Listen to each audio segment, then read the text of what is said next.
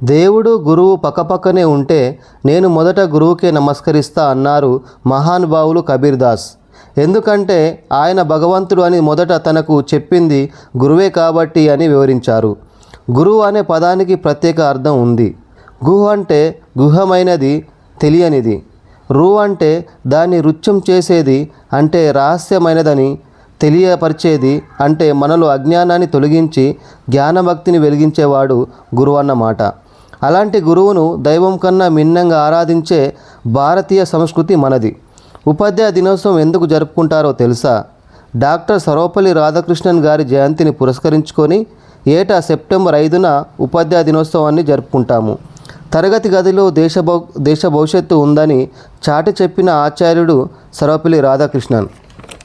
ఉపాధ్యాయ వృత్తికి వన్నె తెచ్చిన ఆచార్యుడు అంచెలంచెలుగా ఎదిగి భారతదేశ మొదటి ఉపరాష్ట్రపతి, రెండవ రాష్ట్రపతి సర్వపల్లి రాధాకృష్ణన్ గారు ఓసారి తన దగ్గరికి ఉపాధ్యాయులు, విద్యార్థులు వెళ్ళి తన జన్మదిన వేడుకలను ఘనంగా జరుపుకుంటామని అడగ్గా, అప్పుడు రాధాకృష్ణన్ గారు తన జన్మదినం రోజు ఉపాధ్యాయులను గౌరవించే ఉపాధ్యాయ దినంగా పాటిస్తే అది తనకు ఎంతో ఆనందం మరియు గర్వకారణం అని తెలిపారు.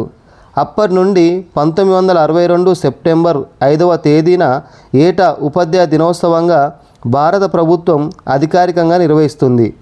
ఉపాధ్యాయ దినోత్సవాన్ని ఉపాధ్యాయులు విద్యార్థులతో కలిసి జరుపుకుంటారు.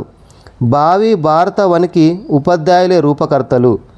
దేశాన్ని ముందుకు తీసుకెళ్లే నాయకులను మరియు రేపటి పౌరులను తీర్చిదిద్దేది ఉపాధ్యాయులే. జాతి నిర్మాణంలో ఉపాధ్యాయులు కీలక పాత్ర పోషిస్తారు. గురువులందరికీ ఉపాధ్యాయ దినోత్సవ శుభాకాంక్షలు.